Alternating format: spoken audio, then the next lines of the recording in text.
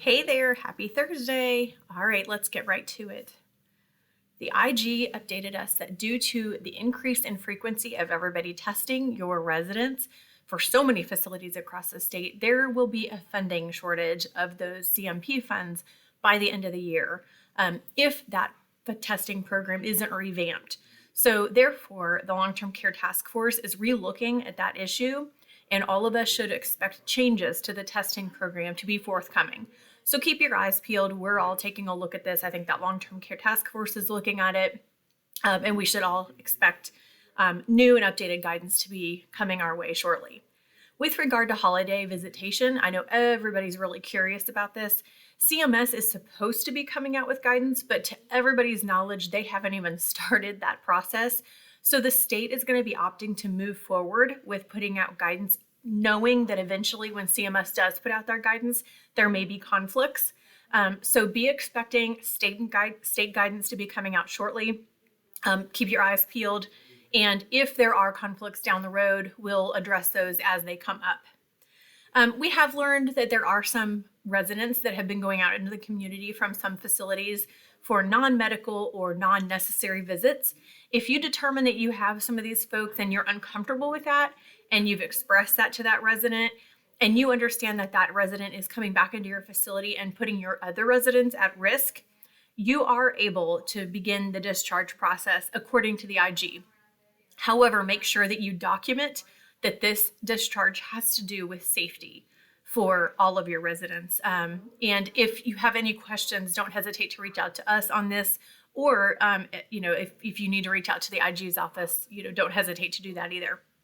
With regard to PPE shortages, it was explained that the local healthcare coalitions are experiencing shortages of masks. Some reporters must have found out through the NHSN reports that facilities were reporting mask shortages on those reports. So we had received a call about that issue just recently. So along that same train of thought, it was expressed to us that it is so important for y'all to input really, really accurate information into that NHSN report. We know that you all it's duplicative. You guys are doing so much reporting, and that is something that we're working on.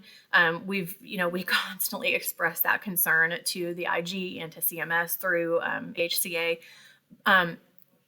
But please, please, please make sure that you are putting accurate information into NHSN, because that report is used for both supply chain through CMS and all of these different organizations use that report, but it's also publicly reported information. So the press can see that information. The IG and the Department for Public Health acknowledged that facilities are experiencing systemic issues with data that you all are putting into NHSN. So if your facilities has experienced issues with data that you've put in, and then you've seen it change once you put it into NHSN, please contact Andrea Flincham or members of her team at the Department for Public Health, and I've included her email address in this report. With regard to her team there at the State Department for Public Health, as we've talked about in prior alerts, she's been hiring a team of infection preventionists around the state, and she's finally hired her 9th of 10. So this one that she's just recently hired is the one in Northern Kentucky. So be expecting, for those of you in Northern Kentucky, be expecting this individual to be reaching out. And the IG reiterated that these individuals are there to help serve us and to support facilities, especially during this COVID and flu season. So please, please, please rely and help welcome them and rely on them for, as a resource to us.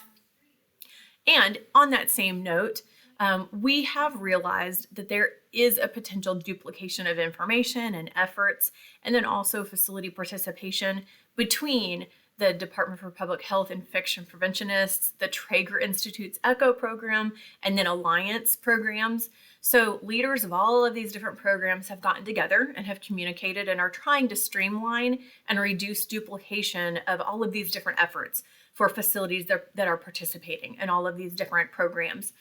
So expect more information to be forthcoming in the next month's OIG newsletter, and then perhaps even after that.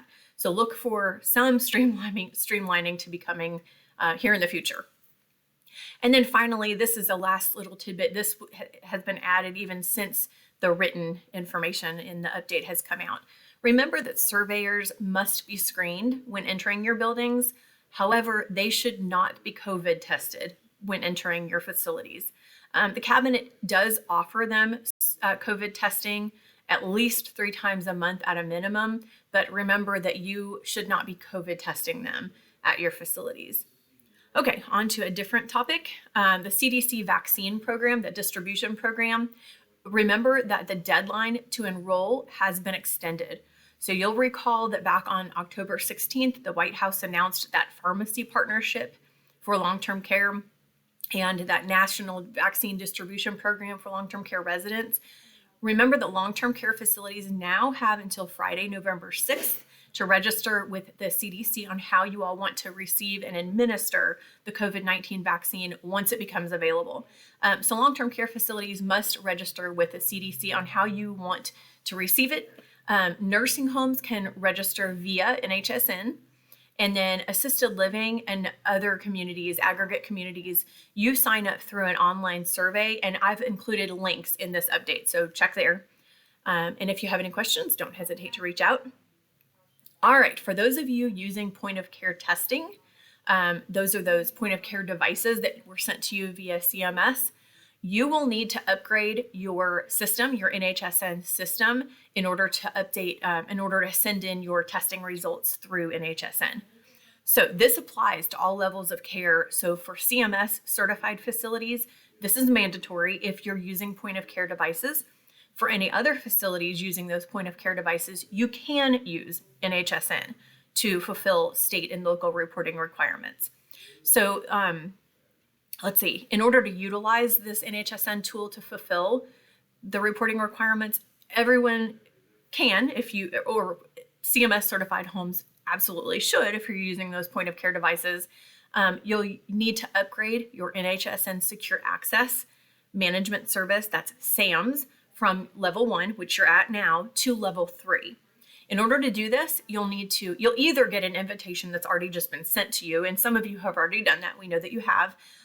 Or if you haven't received that invitation, you'll need to email nhsn@cdc.gov with the subject line "Enhancing Data Security" to begin this process. And all of that information is in this update.